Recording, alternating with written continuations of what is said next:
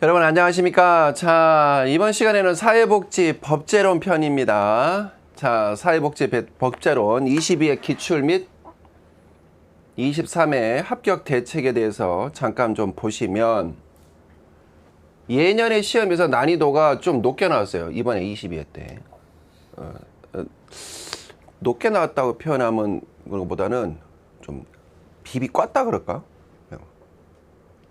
좀 덜티하게 문제를 좀 냈죠. 덜티하게. 예. 출제 영역 분포에는 큰 변화가 없었지만 다수의 문제에서 기존에 출제되지 않았던 법 조항이 출제되었다. 그래서 제가 덜티하게 나왔다고 하는 거예요. 네. 예를 들어 사회복지사업법 자원봉사활동 지원. 그런데 이거는 기존에 조금 뜨문뜨문 나왔을 뿐이지 이거 봤었어야 돼요. 이거 솔직히. 그 다음에 국민기초생활보장법의 지역자활센터 사업, 그 다음에 의료급여법의 의료급여 심의위원회. 이건 솔직히 이건 좀 아니야. 이거는 아닌데 너무 지엽적이었어요. 예년 시험에서 거의 출제되지 않았던 법 조항이 다수 출제되었습니다. 근데 사실 공무원 시험 문제에서는요, 얘 되게 잘 나와요. 그 다음에 국기법 사항의 지역자, 이것도 공무원법에서는 되게 잘 나와요. 그러니까 특징이 뭐냐면 1급 시험이요, 그 국가직이나 지방직 공무원 시험 패턴 유형으로 많이 이렇게 확산 모방되고 있어요. 저는 이제 공무원도 지금 한 15년째 강의를 하고 있지 않습니까? 1급도 강의. 그러니까 이게 보인단 말이에요. 야, 이 추세가 공무원 시험을 따라가는구나, 이렇게 되는 거예요. 근데 중요한 건 뭘까요? 여러분 23회 때 뭐 법제론뿐만 아니라 그렇게 패턴이 바뀌고 있어요. 그러니까 우리는 공부를 할 때, 제가 알기로 지금 수업 들으시는 분들 중에 상당수가 좀 취약하신 분들이 의외로 많은 걸로 알고 있어요. 먼저 20대 30대 학교에서 한문 교육 받으셨나요? 한자 교육 안 받았잖아요. 솔직히 우리 때는요, 정규 과목으로 한자가 있었어요. 정규 학교에서 배웠어요. 그래갖고 되게 이런 표현 쓰면 안 돼. 되게 빡세게 공부했단 말이에요, 한자를. 그러니까 기본적으로 어느 정도 한자를 안단 말이에요. 근데 영어를 어렸을 때부터 유치원 때부터 교육을 많이 시켰고, 영어는 우리 세대보다 엄청 잘해요. 지금 MZ 세대는. 근데 법이라든가 정책은 대부분이 한자거든요. 그러니까 이제 뭔 말인지 몰랐고 붕 뜨는 거예요. 다음 두 번째, 50대, 60대 요분들은 또 특징이 뭐냐, 그러니까 내 나이대 또는 70대 만학도 분들은 특징이 뭐냐면 패턴에 되게 취약해요. 20대 30대는 딱 보면 이거 이런 패턴이구나 하고 패턴 유형을 금방 간파하고 거기에 맞게끔 적응을 빨리 해요. 그런데 그냥 줄창 공부만 한다는 거죠. 그래서 살짝 패턴을 바꿔요. 그러면 이제 붕 뜨는 거예요. 이해되죠? 고로 우리는 공부를 할 때 내용도 내용이지만 패턴도 잡아야 되고 한문 공부도 같이 해야 되는, 진짜 힘들죠, 고병무 교수. 예, 같이 해야 돼요. 그래서 전반적 내용이 두루 출제되고 기초적이면서, 그러니까 기초적이란 게 뭐냐면 결론은 뭘까요? 그렇죠. 기본적인 어떤 단어에 대한 용어, 정의 이런 걸 알고 있느냐. 그럼 결론은 전부 한문이거든요. 공통적으로 포함되는 영역, 여기 또 나왔네. 용어의 정의, 또 나왔어요. 이게 용어의 정의, 급여의 종류, 실태조사 등 시행령 시행규칙에서 언급되는 세부적인 내용도 반드시 살펴봐야 된다, 이렇게 되는 거죠.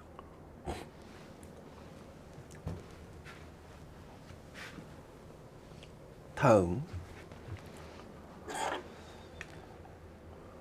22회 출제 문항수 키워드 보시면 22회 1장부터 11장까지 보세요. 어디가 제일 많이 나왔죠? 7장 내문항, 8장 내문항, 9장 5문항, 10장 내문항. 뭐 5장 뭐 3문항 정도 나와 있지만 나머지는 한 문항도, 얘네들이 메인이라는 거죠. 그러면 자, 7장부터 9장까지 뭐가 있나 볼까요? 사회복지사업 정말 중요하죠. 국기법, 의료급여, 이거 공공부조네. 그 다음에 국민연금, 고용보험, 그 다음에 뭐 건강, 이거 사회보험이네. 그 다음에 노인복지법부터 시작이었고 쭉 이거 사회복지 27개 사회복지 사업법이네. 결론은 여기가 메인이라는 거예요. 8, 12, 17개 25문제 17개 여기만 줄창 여러분들께서 공부하셔도 점수 나온다는 거죠.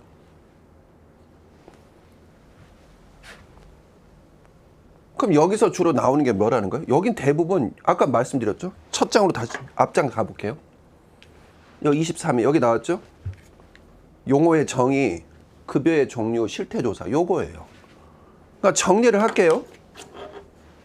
패턴 분석 7, 8, 9, 10 나는 시간도 없어 힘들어 근데 뭐부터 공부될지 잘 모르겠어 7, 8, 9, 10만 용어의 정의 조사 유형, 급여 유형 그 다음에 조사 뭐죠?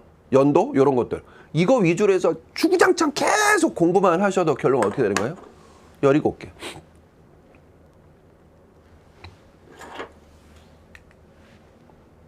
자 봅시다.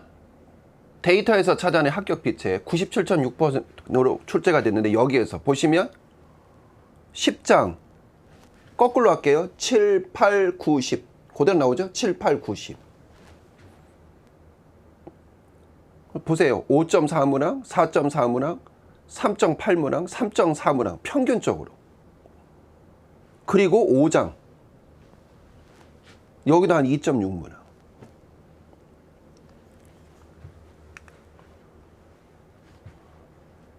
10년간 데이터로 찾아볼게요. 아까 밑에서 5, 6, 7, 8이었는데 이번에는 7, 5, 8, 1, 2, 9 7, 5, 8, 1, 2, 9 근데 최근에는 지금 1, 2장이 빠지고 9장이 8장이 치고 올라오는 추세.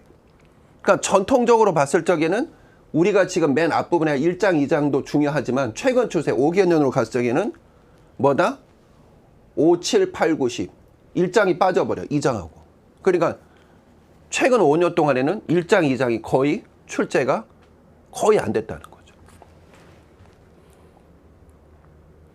그럼 이 얘기는 무슨 말이야? 실질적인 거 위주로 간다는 거야. 무슨 뭐 법의 개요가 뭐냐. 다시 볼게요. 여기서 볼게요. 1장에서 뭐 법의 체계와 적용 중요하죠. 사회복지 법률의 역사. 이게 봤더니 나중에 시간이 갈수록 이거는 중요한 게 아니라는 거야. 진짜 중요한 건 뭐라는 거야? 실용적인 이런 것들이라는 거죠. 사회복지한테 필요한 건 1급한테 필요한 거야. 사회복지법의 개관 또는 개괄 알아보도록 하겠습니다. 한눈에 쏙. 자 보시면 1장이죠. 법의 정의 및 목적. 근데 여기서 제일 중요한 건 주로 나오면은 요거예요. 법원. 법원이 뭐죠? 콜트가 아니라 뭐예요? 법의 근원. 헌법, 법률, 그 다음에 명령, 그 다음에 자치법규. 요거.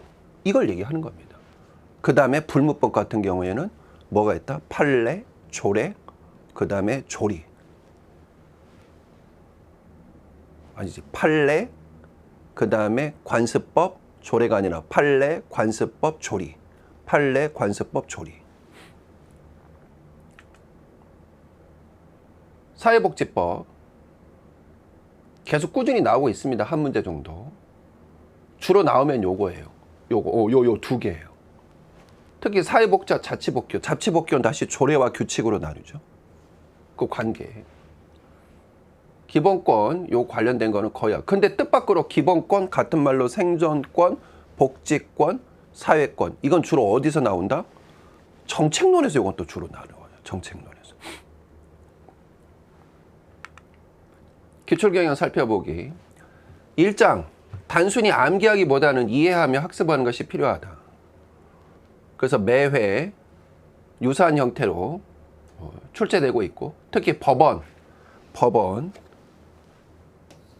그러니까 이게 한자를 알아야 된다는 거죠.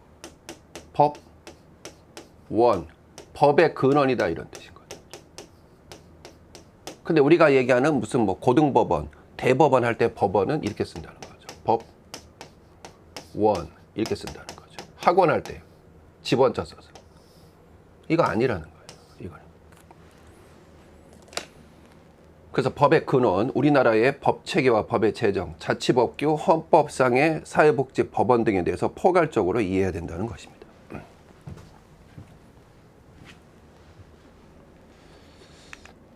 다음 5개년 보실까요? 두 문항 정도 꾸준히 출제되고 있습니다. 법의 체계와 적용 12문항, 자치법규, 헌법상의 사회복지법원에서 4문항 6문항 정도 나오고 있습니다. 사회복지법의 배관. 그래서 여기까지 말씀을 드리고 다음 시간에 보다 더 본격적으로 한번 알아보도록 하겠습니다.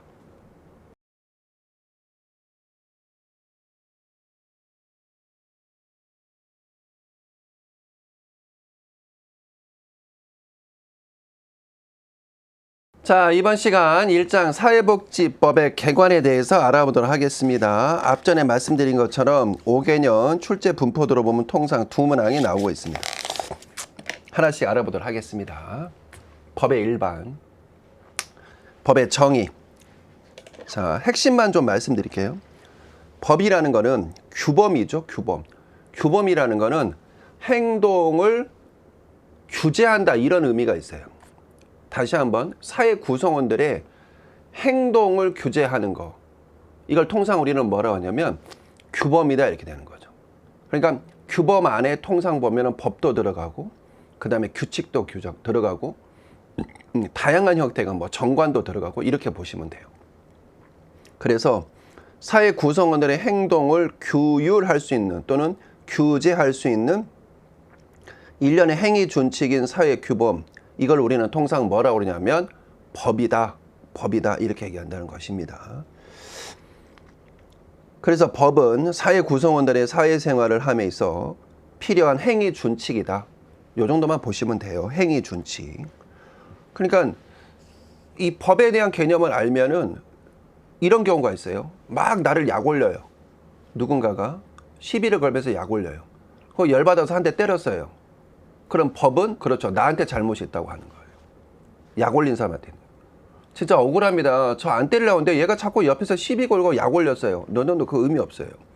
물론 일정 부분 그 사람에 대해서 뭐 책임을 묻기는 하겠지만 거의 없어요. 변호사 사면. 그러니까 법은 뭐를 때리지 마. 왜 때렸어? 그래서 네가 참았어야지. 왜 때려? 이렇게 나오는 거예요. 그래서 폭행 상해로 끌고 간다는 거예요.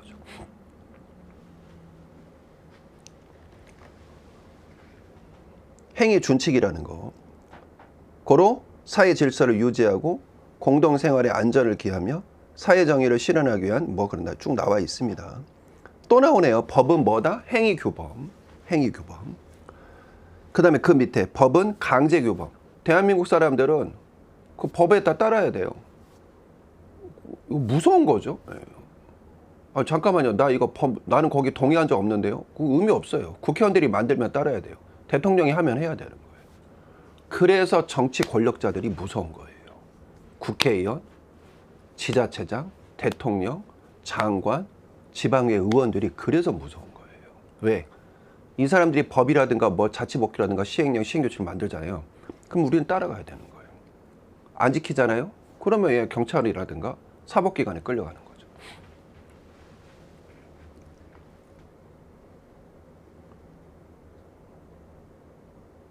법은 조직규범이고 법은 사회규범이라는 거, 그냥 이런 게 있다 보시면 됩니다.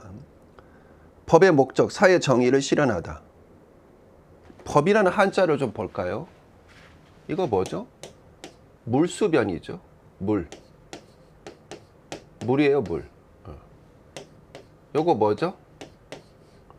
갈 것자죠. 고, 영어로 고, 가다.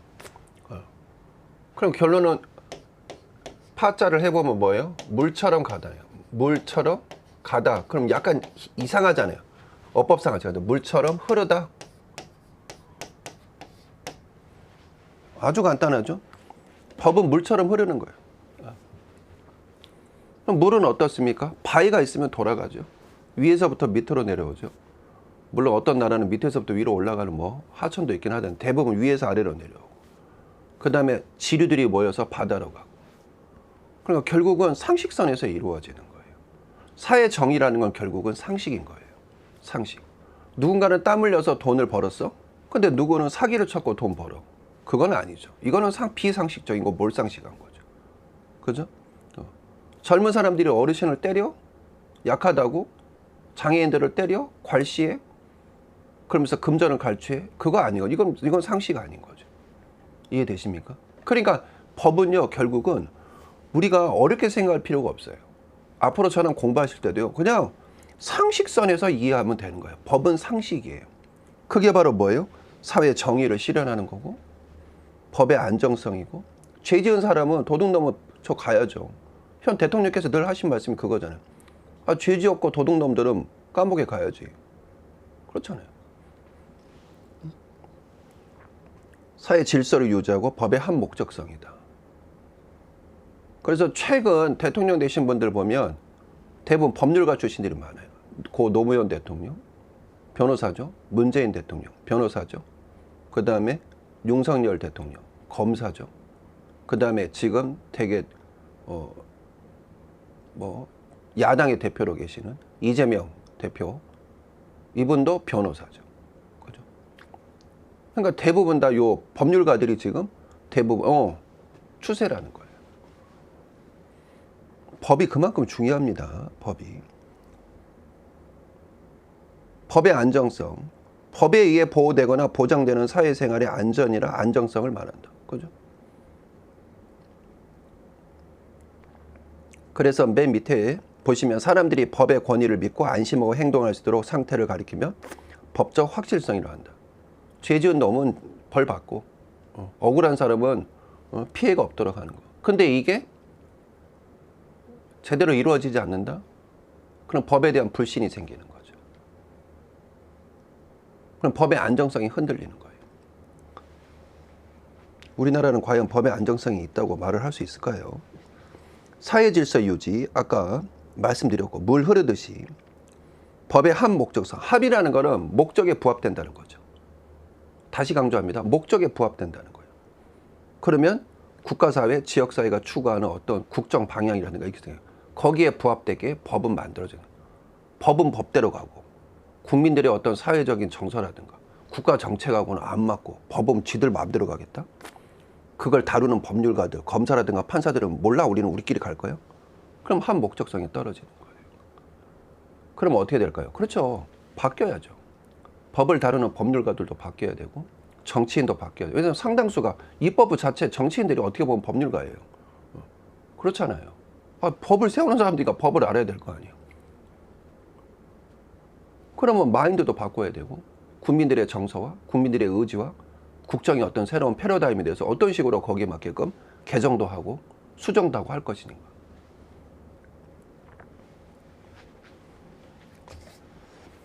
법의 일반적 체계가 있습니다. 자연법, 실정법 알아보도록 하겠습니다. 그냥 편하게 들으시면 됩니다. 자연법이라는 거는 안티고네죠. 안티고네. 안티고네가 누구죠? 그 유명한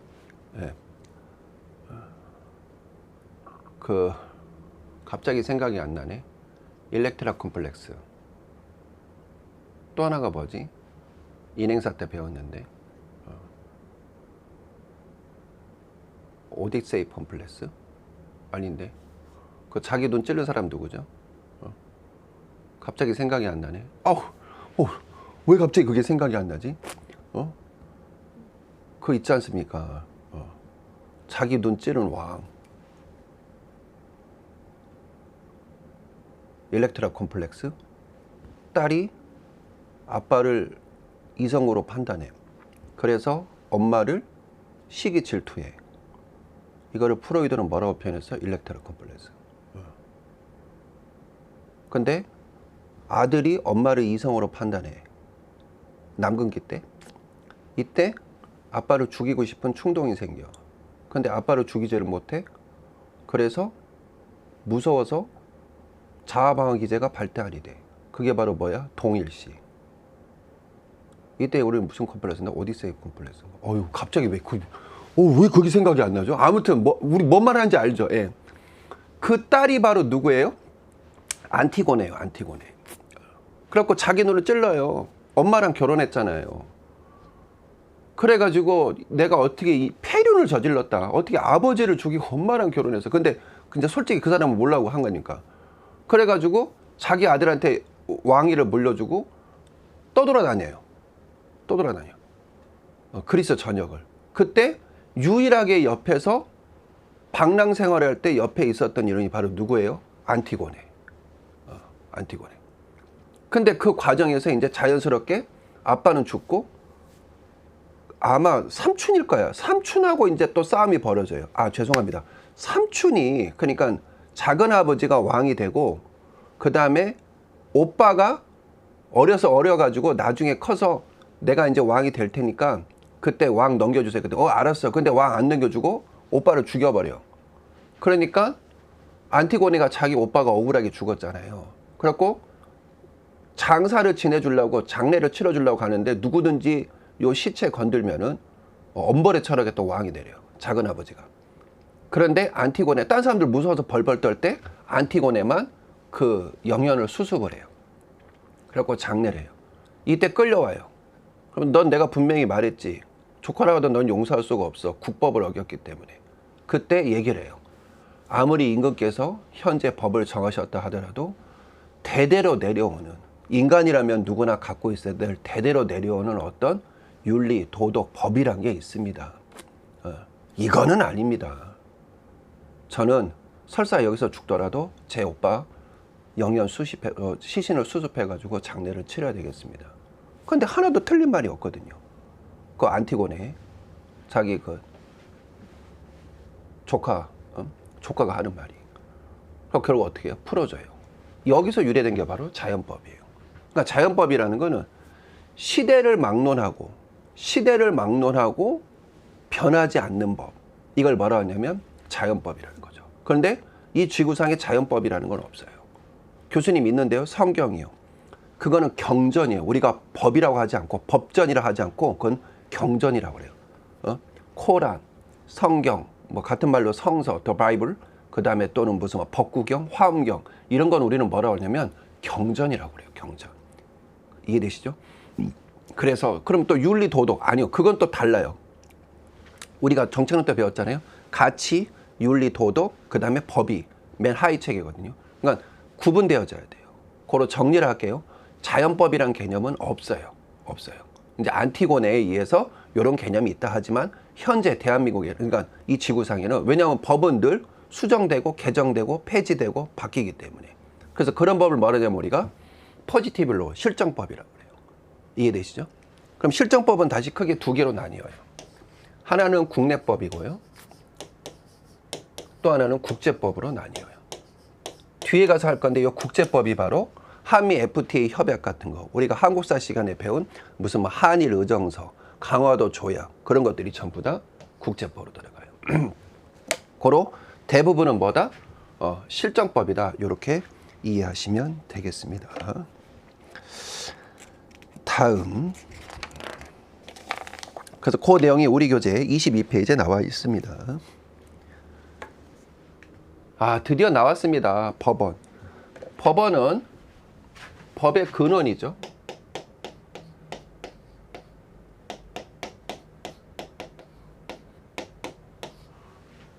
소리의 뿌리를 찾아서 아이고 아이고 아이고 아이고, 이 소리는 강원도 정성군에 계신 85세 된 할아버지께서 할머니에게 배가 고프시다고 말하는 그런 거 있었잖아요. 아이고 아이고 밥 줘 이런 거.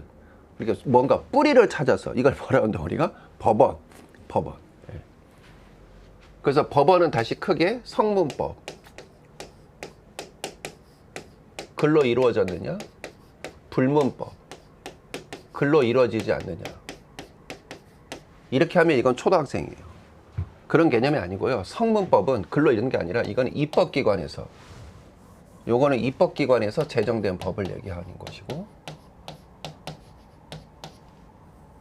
요거는 비입법기관에서 제정된 거. 이렇게 되는 거죠. 이렇게 이해하시면 되겠습니다. 성문법을 해서 법원 보시면, 자, 맨 처음에 뭐가 있다? 맨 꼭대기에 헌법이 있습니다. 헌법.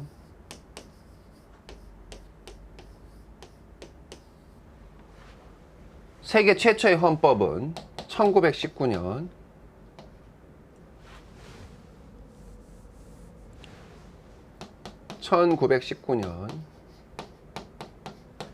1차 세계대전이 끝나고 독일에서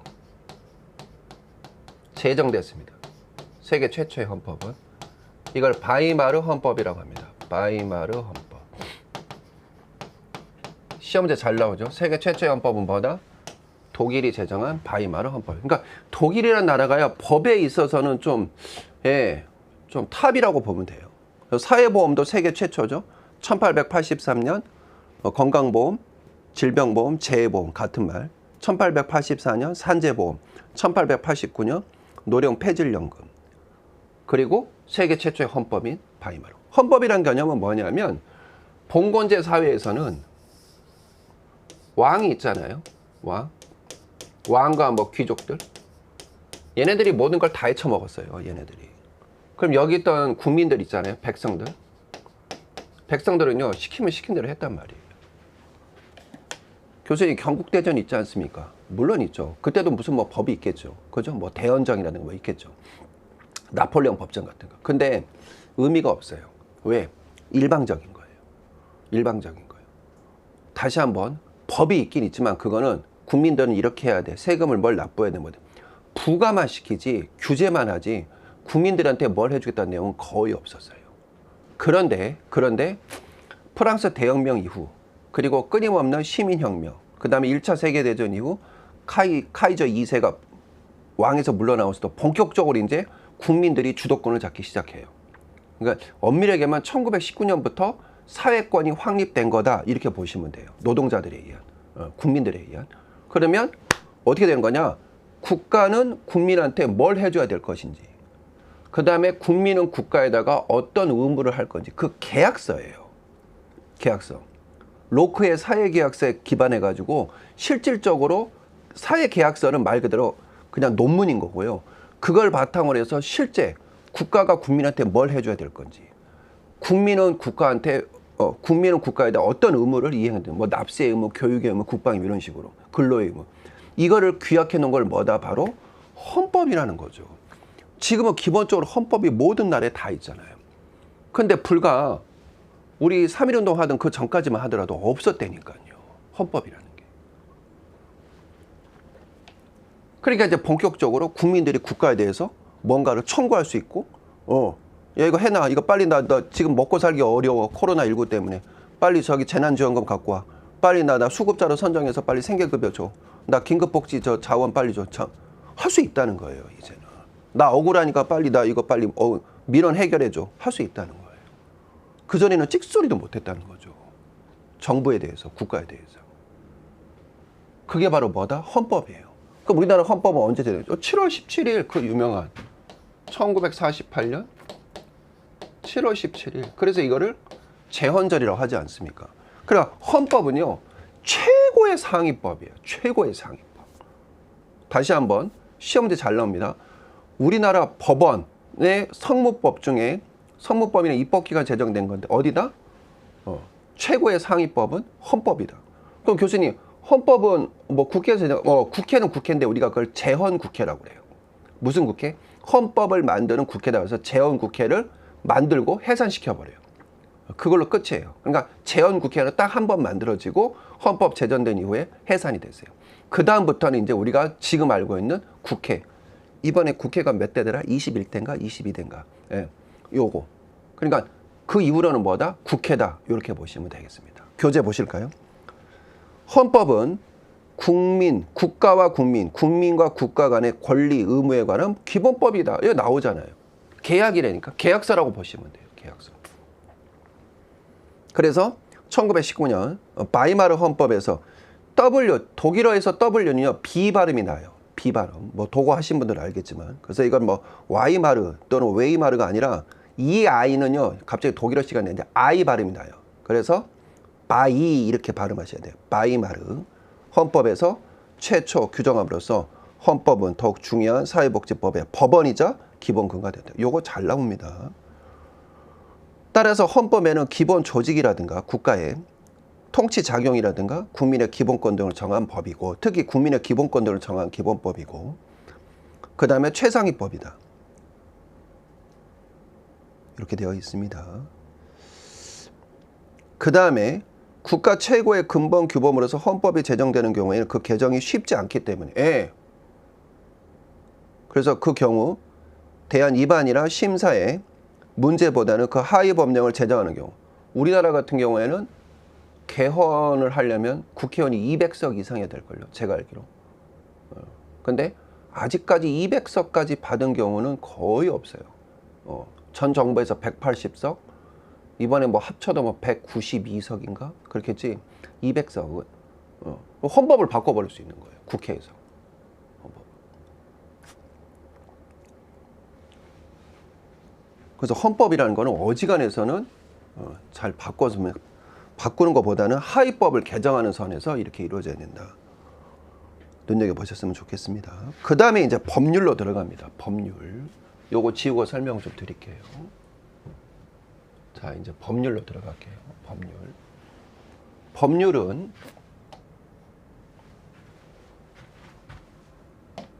국회에서 만들어집니다. 그 유명한 국회에서. 여의도에 있죠? 여기 요 스튜디오에서 이렇게 날 좋을 때 딱 보면 저기 여의도 국회 여기 동그란 거 보여요. 여기서. 그래서 법률은 국회에서 제정이 된다. 그래서 입법부에서 하는 거를 법률이라고 한다. 밑에 나와 있죠? 입법권은 국회에 속한다. 봐주시고. 법률에 제정이 나와 있습니다. 그래서 요거 그냥 참고적으로 한 번만 읽어봐 주시면 돼요. 우리 쪽에서 시험 문제 이건 나오지는 않습니다. 이런 게 있다 보시면 돼요. 그 다음에 이제 명령이 나옵니다. 여기 밑에다 적을게요. 법률. 그럼 이제 토스를 해요. 어디에다가? 행정부에다가. 국회에서 행정부에다 토스를 해요. 이걸 우리는 뭐라고 하냐면 명령이라고 합니다. 명령. 요건 이제 행정부죠. 행정부. 그럼 국회는 크게 해요. 크게. 그럼 던져놓으면 그거를 세부적으로 쪼개요. 세부적으로 강론으로 들어간다는 거죠. 그게 바로 행정부에서 담당하는 명령이다. 그래서 명령은 다시 크게 세 가지로 나뉘어요.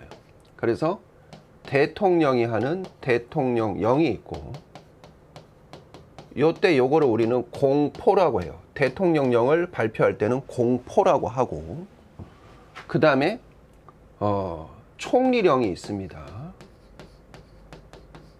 그 다음에 장관령이 있습니다. 이렇게. 근데 요즘 이제 장관령이라는 말을 잘 안 써요. 예전에는 장관령이라 썼는데 요즘은 장관령이라는 말을 안 쓰고 보건복지부 무슨 뭐 예를 들어서 뭐 교육부, 국방부의 부자를 따서 부령이라고 합니다. 요즘은 부령이라고 해요. 부령. 장관령이라 안 하고 요즘은 뭐라고 이제 통일한다? 부령.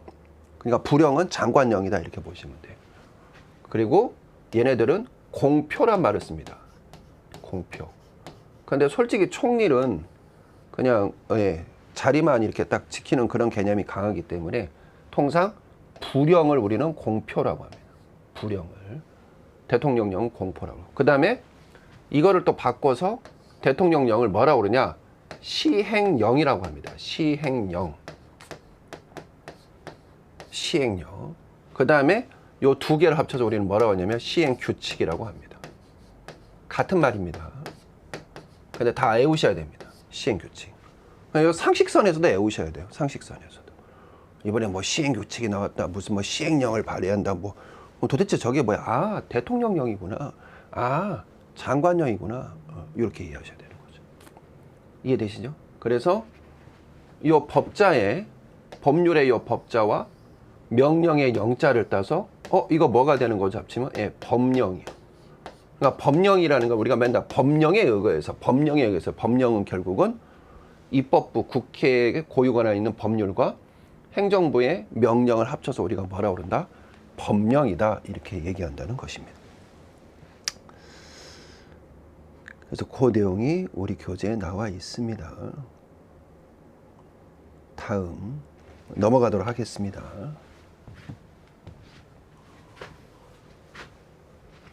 그 다음에 이제 하위법이 뭐냐면 이제 헌법 했죠, 법률 했죠, 명령 했죠. 그럼 그 밑이 뭐냐? 바로 자치법규입니다. 자치법규.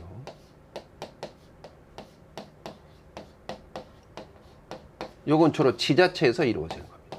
지자체. 지자체는 뭐다? 자치법규. 자치법규는 다시 또 두 개로 나뉩니다. 하나가 뭐냐? 조례입니다. 조례. 많이 들어보셨죠? 그리고 또 하나가 뭐다? 규칙입니다. 규칙. 이렇게 되는 거예요. 그래서 조례는 아까 입법부 어디였었죠? 입법부는 뭐였죠? 법률이었죠. 그래서 이것도 역시 마찬가지로 조례는 지방의회. 지방의회. 그리고 규칙은 지자체장. 대통령이 있는 행정부처럼 요거는 지자체장. 이렇게 되는 거죠. 그래서 중요한 거는 조례가 상위법입니다. 이렇게 되는 겁니다. 조례가 상위, 자치법규는 조례를 근거로 해서 규칙이 만들어지는 겁니다. 조례가 상이다. 은근히 중요합니다. 요거. 그래서 자치법규 나와 있습니다. 한번 보실까요? 자치법규란 지방자치단체가 법률에 의해서 인정된 자치권 범위 내에서 자기 사물에 관해 뭐 주민의 권리 의무에 관해서 제정합니다. 그러니까는 예를 들어서 경상북도 조례다. 그럼 경상북도에만 적용되는 거예요. 그렇죠. 그 다음에 서울특별시 조례다. 그러면 서울특별시에만 적용되는 거예요. 다른 뭐 경기도나 다른 무슨 뭐 강원도에 적용되지는 않아요. 조례는 그 지자체에 해당되는 그 내용이다. 이게 핵심입니다. 그래서 이거 어려운 말로 뭐라고 하냐면 지역 제한성이라 합니다. 그래서 조례는 무슨 특성이 있다? 쓸게요. 조례는 자치법규는 지역 제한성이 있다. 지역 제한성. 요거 중요합니다. 그 다음에 이제 중요한 거 시도가 있죠. 여기를 우리는 뭐라고 하냐면 광역단체라고 하고 요 하위인 시군구가 있죠. 여기를 우리는 기초단체라고 합니다. 그래서 자 예를 들어서 서울특별시 조례가 있고 예를 들어서 영등포구가 있어요. 근데 영등포구가 자기 마음대로 서울시 조례에 없는 거를 자기가 만들어요. 그러면 이건 위헌이 되는 거예요. 위규가 되는 거예요. 그러니까 얘네들도 마찬가지로 수직적인 개념이에요. 서울특별시에 있는 서울시에 있는 조례를 바탕으로 해서 영등포구 조례가 만들어져야 되는 거예요. 그럼 자 요걸 이제 도표로 한번 설명을 한번 해볼게요. 도표로 설명을 드리면 이렇게 되는 거죠. 맨 꼭대기에 뭐가 있다? 헌법. 그 다음에 그 밑에 법률. 그 밑에 명령. 그 밑에 자치법규. 이렇게 되는 거죠. 수직적으로 내려와야 됩니다. 상위법 위주로 해서. 다시 명령은 크게 세 개로 나눈다는 겁니다. 하나는 뭐? 시행령, 대통령령, 그 다음에 총리령, 그 다음에 부령. 근데 통상 요 두 개를 합쳐서 원밀히 얘기하면 요거예요. 요거. 통상 우리는 뭐라고 하냐면 시행규칙이라고 합니다. 요즘은 시행규칙 그러면 부령을 얘기합니다. 장관령. 그 다음에 자치법규는 다시 두 개로 나뉘니 하나는 조례, 또 하나는 규칙이다. 이렇게 되는 거죠. 이때 반드시 조례는 시도에서 밑으로 할까요? 시군구로 내려가는 형태. 이런 형태를 유지를 해야 된다는 겁니다. 시도에서 시군구로 내려가는 형태. 이렇게. 그래서 항상 법은 이렇게 수직적으로 밑에서 위에서부터 밑으로 때려지는 거지. 위로 올라간다. 감히 자치법규가 명령이 없는 걸 하고 명령이 법률에 없는 걸 한다. 그럼 이거 전부 다 위헌 위규가 되는 거예요. 그러면 헌법재판소 가야죠. 그래서 그 내용이 우리 교재에 나와 있습니다. 5번 국제조약과 국제법규가 있습니다. 그래서 국제조약과 국제 법규는 다른 나라하고 이제 조약이라든가 뭘 아무튼 체결을 했잖아요. 뭐 한미 FTA다. 그러면 이제 행정부가 주관적으로 통상 이제 산업통상자원부가 진행을 하고 한미 FTA를 국회에다가 올립니다. 그래서 국회에서 통과됐잖아요. 그러면 그거는 국내법하고 똑같은 효력을 발휘하는 거예요. 다시 한번 우리나라의 법하고 똑같은 효력을 발휘하는 거예요. 그래서 두 번째 포인트 보시면 헌법에 의해서 체결 공포된 조약과 일반적으로 승인된 국제법규는 국내법과 같은 효력을 지닌다는 거 봐주셨으면 좋겠습니다. 네, 이 정도 보시면 될 것 같고요. 그 다음 불문법으로서의 어떤 법원을 잠깐 보시면, 자, 법률의 제정 한 걸음 더. 요거 잠깐 보실까요? 예. 법률안을 심의 의결하는 과정은 국회의 고유 권한이지만, 맞습니다. 법률안을 제출하는 것은 정부도 할 수 있어요. 정부가 왜 할 수 있죠? 정부는 입법기관이 아닌데 어떻게 보면 입법기관이 할 수 있어요. 왜냐하면 대통령 때문에. 그렇죠. 대통령 자체가 헌법기관이에요. 입법기관이에요. 대통령 때문에. 그래서 대통령이 국회에서 아까 제가 뭐라고 그랬죠? 토스에서 오면 무조건 시행령, 시행규칙 만들고 해야 되잖아요. 발로 차버릴 수 있어요. 이거 못 받아. 발로 차버려요. 그걸 뭐라고 그래요? 거부권. 제2권이라고 하거든요. 아니, 말이 안 되는 거죠. 근데 대통령이 그만큼 권한이 있기 때문에 결국 국회의원 300명과 대통령 1명이 동급이라는 거예요. 이거 되게 중요해요. 대통령 1명하고 300명. 그러니까 이쪽에서 본회의에서 통계하던 걸 어떻게 하는 거예요? 이거 다시 너희들 다시 본회의 통해서 갖고 와. 3분의 2 해가지고 발로 차서 보낸다니까요. 거부권. 원래는 이제 우리가 일반적으로 거부권인데 원래는 제2권. 다시 해서 의회 본회의 상정시켜요. 대통령이 그 정도로 막강한 권한이에요. 그래서 법률안을 제출하는 것은 정부도 할 수 있습니다. 누구 때문에? 대통령 때문에. 국무회의 심의를 거쳐. 여기 나와 있네. 대통령이 서명하고. 여기 나와 있죠. 대통령이 서명. 국무총리, 관계 국무원이 부서하여 국회에 제출하면 이후 심의와 의결을 거쳐서 하게끔 되어 있습니다. 그러니까 대부분은 법률이라는 거는 국회의원들, 야당, 여당, 무슨 국민의힘 또는 뭐 더불어민주당에서만 하는 거 아니에요. 아니에요. 누가 한다? 대통령도 할 수 있다. 그러면서 뭐 이렇게 나와 있습니다. 그냥 한 번만 상임위를 거쳐가지고 나중에 이제 본회의 올리고 뭐 한다는 거 되어 있습니다. 예, 참고적으로 한 번만 보시면 여기 밑에 나와 있죠. 거부권. 대통령은 거부권을 행사하고 제1을 요구할 수 있다. 요것도 예전에 몇 년 전에 나온 적이 있었어요. 대통령은 거부권을 행사하고 제1을 요구해요. 그래서 거부권, 제2권 같은 말. 그래서 제2 요구된 법률안은 발로 차서 다시 보냈잖아요. 국회로. 다시 생각해봐. 그러면 이때는 과반수 출석과 출석 인원의 3분의 2 이상의 찬성이 돼야 돼요. 3분의 2. 근데 여당은 대통령을 배출한 당을 여당이라 하잖아요. 여기서 전부 반대해버리면 3분의 2가 안 돼버리는 거예요. 절묘하게 되기 때문에.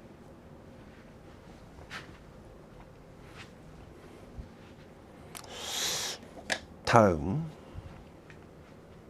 법률의 제정 나와 있습니다. 그냥 참고적으로 한 번만 보시면 됩니다. 그래서 대통령이 한 걸 뭐라고 할 때 우리가 공포, 공표는 장관. 자, QR코드 찍어가지고 보시면은 이런 내용이 자세히 나와 있습니다. 불문법 알아보도록 하겠습니다. 우리 교재 26페이지.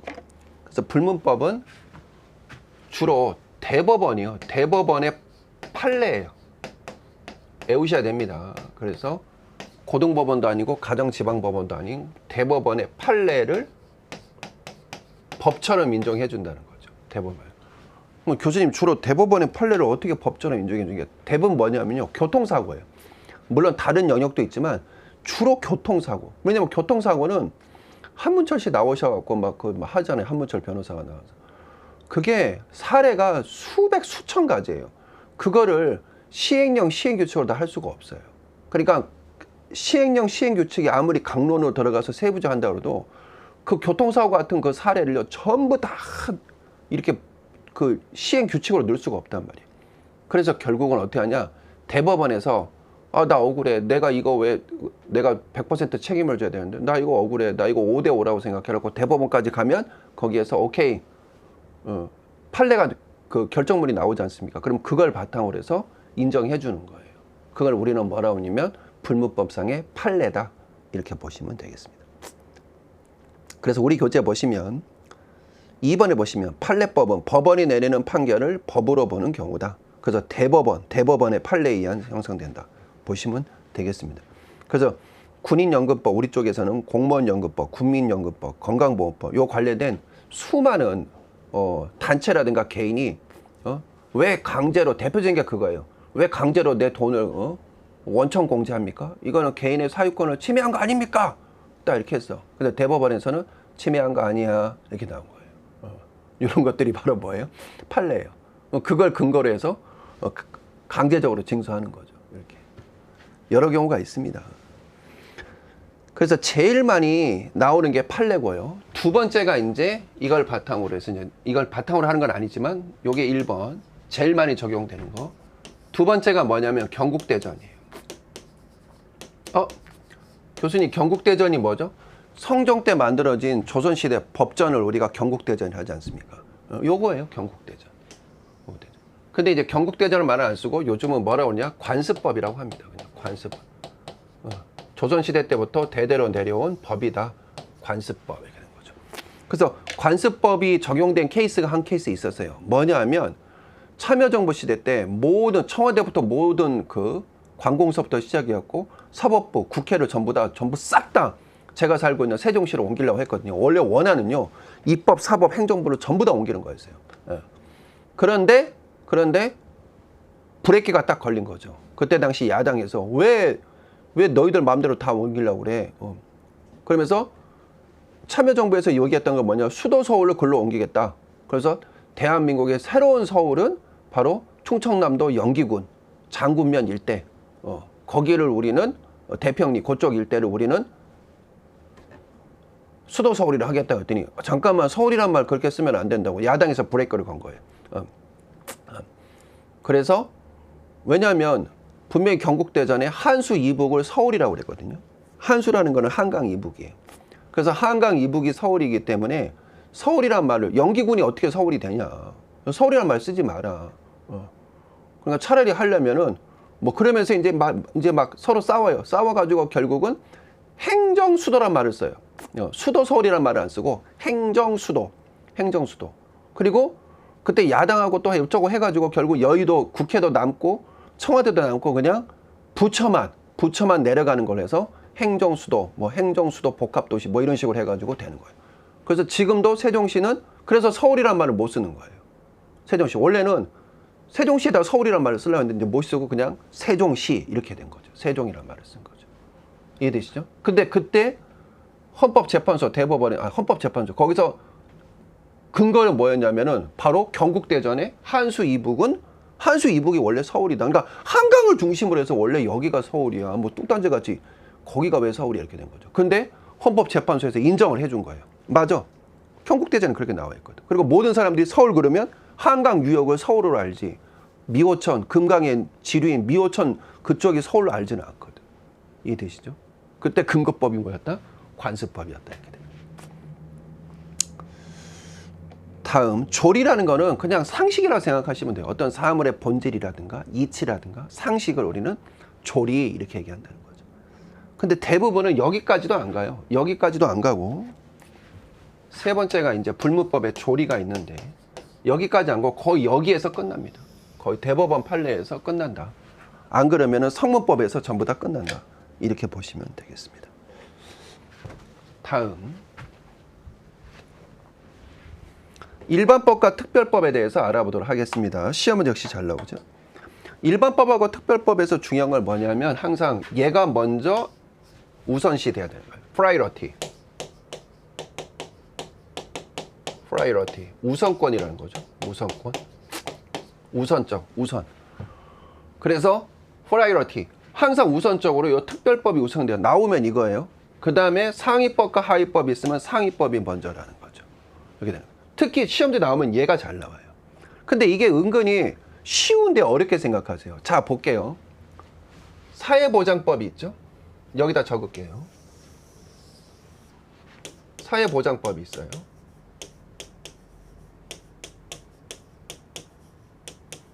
사회보장법은 크게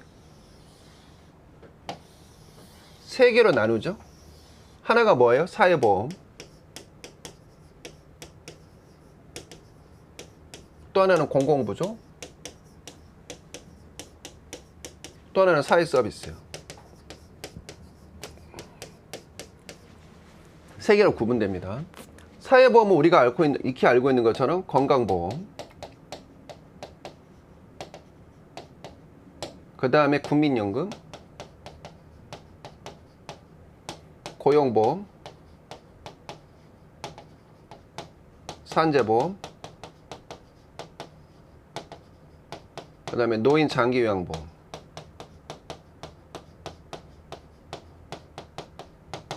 이렇게 돼 있고, 공공부조는 국기법, 국민기초생활보장법, 그 다음에 의료급여법,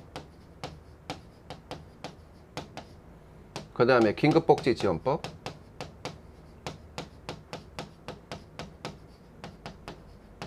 그 다음에 장애인연금법,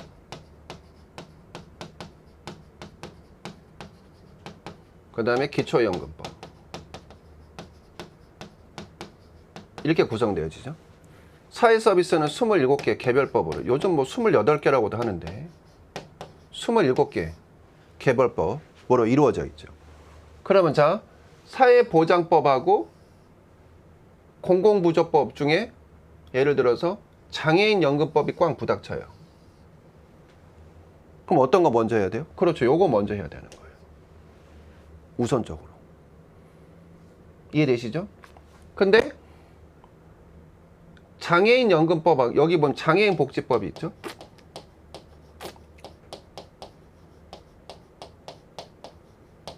근데 장애인복지법 있고 여기 또 무슨 법 있냐? 여기 세부적으로 뭐뭐에 관한 법률이 있어요. 법률은요, 법보다는 조금 작은 개념이에요. 뭐뭐에 관한 법률. 그래서 장애인, 임산부 및 노인에 관한 편의 증진에 관한 법률 뭐 이런 게 있다.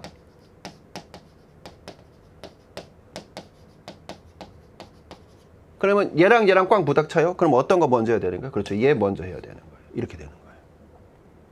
좀 이해가 되시나요?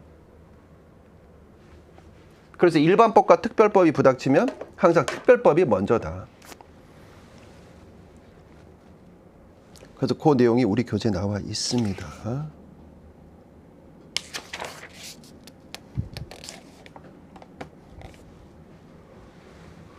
그래서 시험 문제 잘 나오는 게 우리 교재 보시면 1번에 보시면 인적 범위로 범위를 표준하는 구별이 있습니다. 그래서 예를 들면 사회복지 분야에서는 사회보장기본법이 일반법에 해당되며 산재, 고용보험, 국기법, 노인복지법, 장애인복지법 이런 것들은 비교할 때 뭐가 되는 거다? 특별법이 된다는 거죠. 오케이?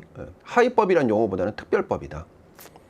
그 다음에 지역적으로 구분하는 경우도 있습니다. 예를 들어 전국에 시행되는 사회보장기본법, 국민연금법 등등등. 국회에서 제정한 사회복지 관련법은 대부분 일반법이고 반면 서울특별시 복지 관련 조례, 규칙은 말 그대로 지역 제한적 특징이 있는 거죠. 서울시에서만 적용되는. 고로 얘네들랑 꽝 부닥칠 때는 어떤 게 먼저라는 거예요? 조례가 먼저라는 거예요. 대부분 교수님 사회보장법이 먼저 아니에요. 조례하고 사회보장법, 일반법이 꽝 부닥치잖아요. 그럼 조례가 먼저 적용돼요. 조례를 특별법으로 보는 거예요. 슬슬 어떤 느낌인지 아시죠? 네. 사항을 표준화하는 구분. 예를 들어 사회보장기본법은 일본법이고 연금법, 국민연금, 건강보험, 장애인복지 등등 특별법이다. 그러나 장애인복지는 상대적으로 장애인 고용 촉진 및 직업재활법에 대해서는 일반법. 제가 말씀드린 이런 개념인 거예요. 장애인복지법하고 또 지금 나와 있는 장애인 고용 촉진 및 직업재활법에 대해서는 얘는 일반법이 되는 거예요. 그러면 고로 장애인 고용 촉진 및 직업재활법 또는 장애인 편의 증진에 관한 법률, 얘네들이 뭐가 되는 거예요? 특별법이 되는 거예요. 그러니까 뭔가 장애인 중에서도 디테일하게 파고 들어가잖아요. 그러니까 전반적으로 보시면 돼요. 큰 거에서 전반적으로 특별, 일반에서 사회복지조사론, 전체에서 특수한 거 뽑아내는 연역법식으로 전체에서 뭔가 특수한 케이스로 파고 들어간다? 그럼 이 특수한 게 뭐가 되는 거예요? 어파트가 특별법이 되는 거예요. 이거 시험때 되게 잘 나와요. 그리고 많이 헷갈려 하세요.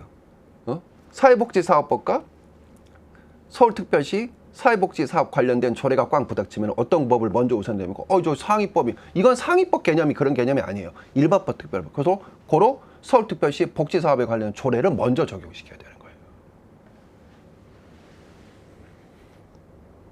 정말 잘 나옵니다, 이거. 그 다음에 상위법, 하위법. 요거는 우리 교재 나와 있죠. 29페이지. 그래서 헌법하고 법률이 붙었죠. 그럼 헌법이야. 법률하고 명령이 붙었죠. 법률이 먼저야. 그리고 그 다음에 명령하고 자치복귀가 붙었죠. 이렇게. 교수님 자꾸 이것도 은근 헷갈릴 거 없어요. 헌법은 이미 재헌국회에서 만들고 해산됐잖아요. 그죠? 예. 그리고 그 서울시 의회 자리 아세요? 그 시청 옆에 있는 서울시 의회 자리. 그게 원래 우리나라 해방되고 나서부터 의회 자리였어요. 거기가 서울시 의회 자리가 그렇게 뾰족하게 높아져 있는 거. 그게 서울시 의회 자리. 거기가 원래 정상적으로 의회 자리였는데 여의도가 개발되면서 그 마징가 제트 나온다는 그 돔 있잖아요. 거기가 이제 1970년대 74년이요? 75년. 그때부터 만들어지고 나서 국회가 글로 이전된 거예요. 근데 자, 재밌는 거 있죠. 대통령이면 취임 선서할 때 어디서 해야 돼요? 청와대 아니에요? 청와대도 좁은 데가 아닌데. 근데 청와대에서 안 해요. 어디서 하죠?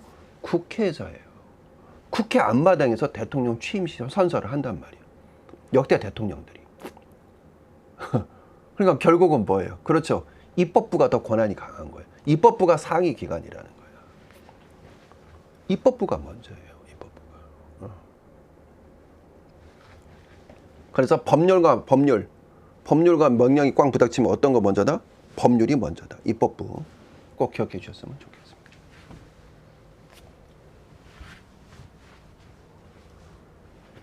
자, 여기까지 말씀을 올렸고, 자, 사회복지법의 수치적 체계 명시가 되어 있습니다. 이렇게 쭉.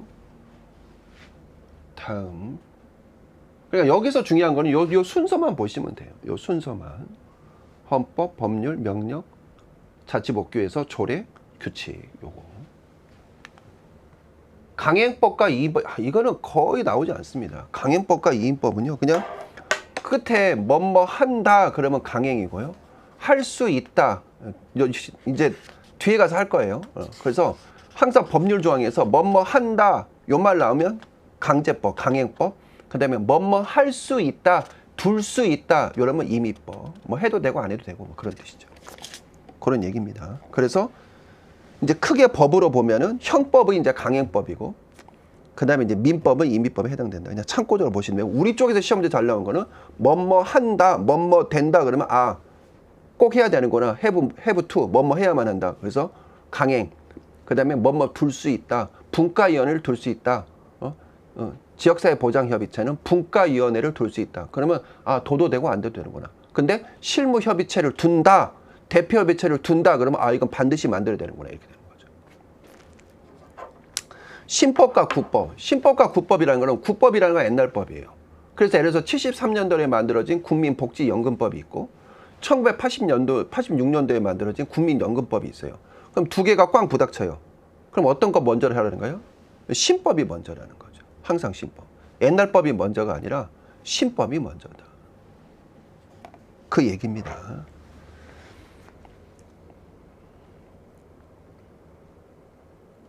다음. 자, 법령의 적용과 해석이 나와 있습니다. 그래서 항상 상위법 우선, 특별법 우선, 프라이어티. 여기서 제일 중요한 거는 어떤 법을 먼저 하느냐, 그거. 그 다음에 사례, 아까 제가 사례 말씀드렸죠. 그것만 기억하시면 돼요. 신법 우선, 아까 말씀드렸습니다. 신법 우선 한다는 거 이렇게 보시면 되겠습니다. 사회복지법의 개념 잠깐 보도록 하겠습니다. 이번 1장도 조금 두 문제는 나오기 때문에 꼼꼼하게 좀 보도록 하겠습니다. 그래서 사회복지법의 어휘, 교재에 나와 있습니다. 특히 사회복지법의 체계가 대단히 중요하죠.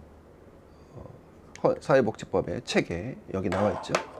먼저 헌법과 사회복지법. 자, 사회복지에 관련된 거는 헌법에 어디 나와 있냐? 밑줄 치셔야 돼요. 10조에 있습니다. 우리 한 걸음 더에 자세히 적어놨습니다. 그래서 행복 추구권이라고 합니다. 외우셔야 돼요. 헌법 10조는 뭐다? 행복 추구권.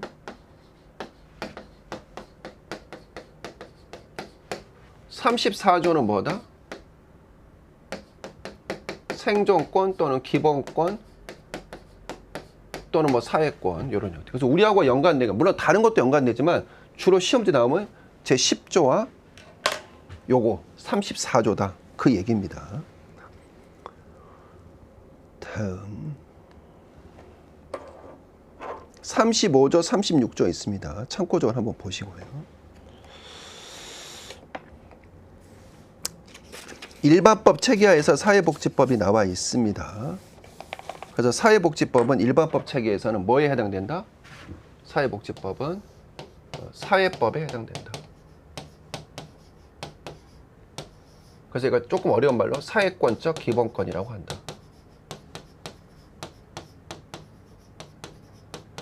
사회권적 기본권은 총 4가지가 있다. 외우셔야 돼요. 사회권적 기본권. 첫 번째, 생존권. 내가 아무리 가난해도 인간답고 건강하고 문화적인 인간다운 최소한의 비용은 받아야 되겠어. 국가로부터. 생존권. 두 번째, 교육권.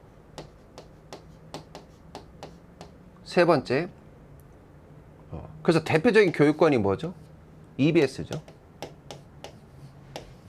그 다음에 방송통신대죠. 방통대. 대표적으로. 그 외에도 많이 있지만. 그 다음에 환경권. 마지막 근로권. 이렇게 되는 거죠. 요거 4가지를 통상 우리가 사회권적 기본권, 그리고 요걸 다룬다. 사회법이 다룬다. 다른 법도 있긴 하지만, 그래서 사회복지법도 이거하고 연관이 있다는 거예요. 이거하고. 꼭 기억하셔야 돼요. 저건 뭐 환경은 우리하고 상관없는 거 아니, 연관이 있습니다. 교육도 우리하고 연관이 있는 거고, 근로도 우리하고 연관이 있는 거고.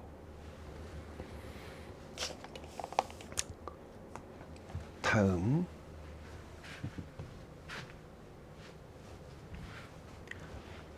사회복지법의 분류 체계 보시면, 사회복지법은 하나의 법전으로 체계화되어 있지는 않습니다. 맞습니다. 여러 개로 나눠져 있죠. 사회보장법, 그 다음에 27개 개별법 등등등 관련법 해가지고 크게 3가지 영역으로 구분되는데 하나의 법전으로 되어 있지 않지만, 그래서 사회보험, 공공부조, 사회서비스로 분류. 근데 핵심이 뭐예요? 사회보장법. 1995년도에 제정돼요. 그러니 결국은 사회보장법이 시험 문제 잘 나올 수밖에 없는 거죠. 사회복지와 자치복규 있습니다. 왼쪽에 한번 잠깐 보실까요? 보조단에 보시면 자치복규의 특징은 자주 출제되는 만큼 자세히 학습해야 하고, 조례로 정하도록 위임하고 있는 사항, 사회복지법의 개념과 자치복규, 사회복지 조례 특징 등에 관한 문제가 출제되고 있습니다. 아하, 그럼 이제 하나씩 볼까요? 자치복규. 아까 조례하고 규칙에 대해서 제가 누가 하는 건지, 누가 만들고 어떤 개념인지 설명을 드렸습니다. 그럼 자치복규 잠깐 좀 보도록 할게요. 먼저 조례입니다. 우리 교재 35페이지. 조례의 의미, 특성. 요거는 핵심만 밑줄 치시면 돼요. 조례. 그래서 조례란 지방의회에서 한다는 거, 이게 제일 중요하고. 그래서 지방자치단체는 조례 제정권을 갖고 있고, 요거는 주로 어디다? 지방의회. 세 번째 포인트, 조례는 위계적 특성을 갖고 있다. 아까 다 말씀드렸죠. 그래서 시군구는 반드시 시도, 조례에 나와 있는 걸 바탕으로 만들어야 된다는 거. 그 다음에 조례는 내용상 포괄성을 갖는다. 무슨 말이냐? 세종시를 예를 들게요. 세종시 같은 경우에는 동지역 있고 나머지 농촌지역이 있어요. 이걸 뭐라고 표현하는데? 동지역, 세롬동, 다정동, 나성동, 요거 이른바 세종시 그러면 대부분 막 어마어마한 그 번화한 도시 있잖아요. 그게 다 그쪽이에요. 세롬동, 다정동, 보람동, 나성동 그쪽이고, 제가 살고 있는 데는 이제 거기서 떨어진 그냥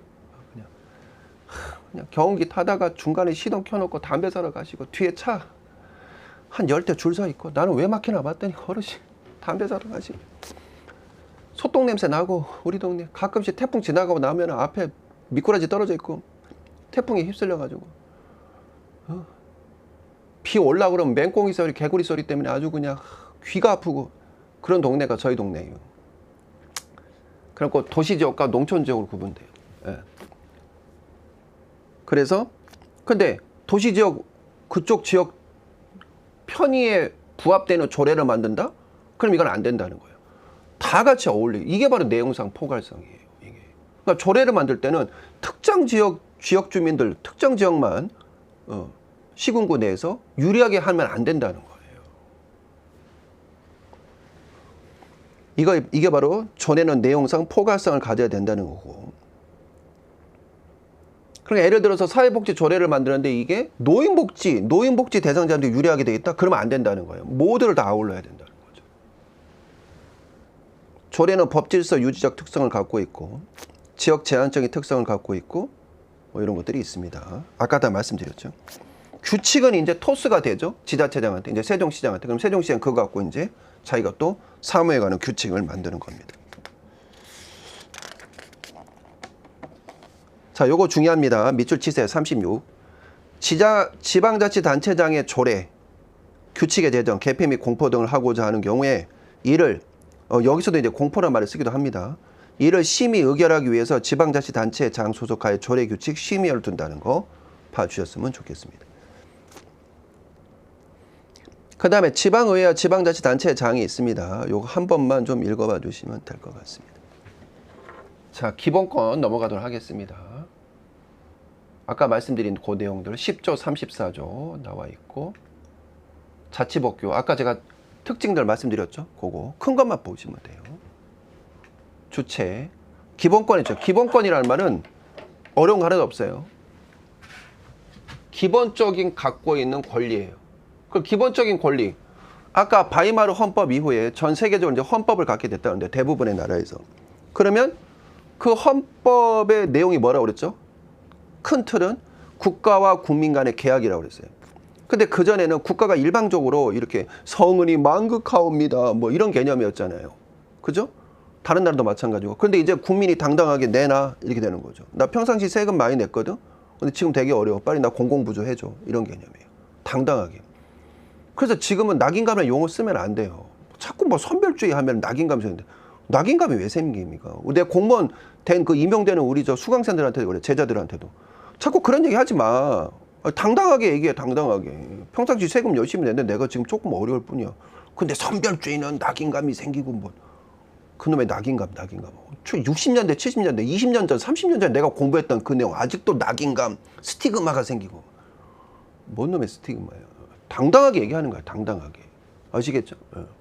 여러분들도 마찬가지야. 공부하다 잘 모르겠어.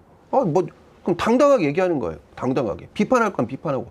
교수님 이거 좀 자세히 좀 설명 좀 해주세요. 이 부분. 항상 당당하게. 교수님들한테. 그죠? 그럼 뭐든지 당당하게. 우리도 계약 관계로 맺어진 거잖아. 계약 관계. 그러니까 1번이 국민이 나와야 돼요. 국민. 기본권의 주체는 1번이 국민. 그런데 여기 외국인 있긴 하죠. 법인도 있어요. 교수님. 법인도 되나요? 사회복지 법인도? 되죠. 사회복지 법인도. 법률적으로 사람처럼 여겨준다 그런 뜻이에요. 법인.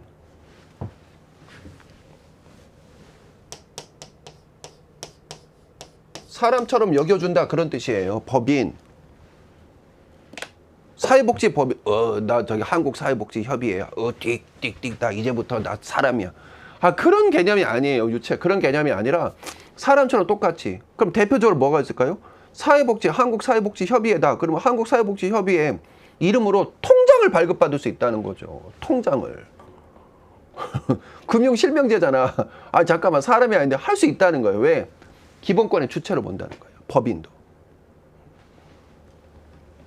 시험 문제 잘 나와요. 그래서 기본적으로 기본적으로 나 권리를 누릴 거야. 국가로부터. 그럼 국민. 오케이? 두 번째 법인도 된다. 법인. 뭐 사회복지 법인이든 영리법이든 법인.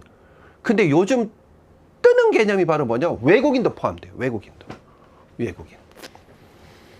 그래서 밑줄 치세요. 외국인은 대한민국의 국적을 갖지 않고 외국 국적을 가진 자이며 무국적자를 번역. 요즘은 이게 더 확대가 됐어요. 외국인도 기본권의 주체로 봐줘요. 심지어는 무국적자도. 그래서 보세요. 외국인 근로자에 대해서 적용을 확대해가는 추세이고 외국인들. 근로삼권은 인정대하는 것이 다수설이다. 교수님, 그건 좀 너무 크게 확대되고 하는 거 아닌가? 아니에요. 우리도 옛날에 60년대, 70년대 해외 나갔을 적에요. 독일이나 이런 나라에서 우리나라 다 인정해주고 해줬어요. 외국인을 포함해주고. 이제 우리나라도 어느 정도 반열에 올랐잖아요. 경제 대국 반열에. 그럼 이제 베풀 때가 됐잖아요. 그죠? 독일에 간호사로 광부로 갈 때도 진짜 독일 애들이 나름대로 인간답게 대우를 해줬다니까 보면. 미국도 마찬가지고. 우리 교수님들 되게 어렸을 때 막 장학금 주고 막 이랬어요. 연로하신 우리 은퇴하신 교수님 보면 미국이라든가 독일에서 공부하실 때 보면. 그럼 우리도 이제 그렇게 해줘야지. 외국인하고 왕따 시키는 게 아니라.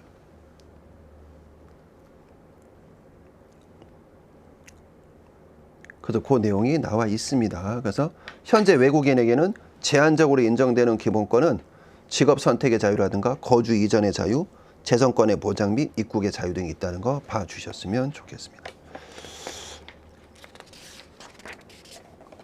자, 사회복지의 주체 보시면 주체도 이거 은근히 잘 나오죠. 그래서 공적 사회복지제 누가 있겠어요? 그렇죠. 시도, 시군구, 그 다음에 무슨 땡땡 공단, 건강보험공단, 연금공단, 이런 데가 전부 다 공적 사회복지. 물론 정부도 들어가겠죠. 보건복지부, 중앙관계부처. 이해되죠? 이건 공적. 그래서 나와 있습니다. 국가, 지자체, 공법인. 공법인에게 땡땡 공단, 무슨 공단이에요. 민간은 뭐겠어요? 민간은 그렇죠. 아까 얘기했잖아. 사회복지법인, 비영리법인 이런 식으로. 그 다음에 사단법인, 재단법인 이런 거 시험 문제 안 나와요. 사단법인은 사람이 모여서 법인을 이루는 거고, 재단법인은 돈이 모여서 재화가 모여서 하는 거. 이런 건 안 나옵니다. 그래서 우리 쪽에서는 주로 사회복지법인이다.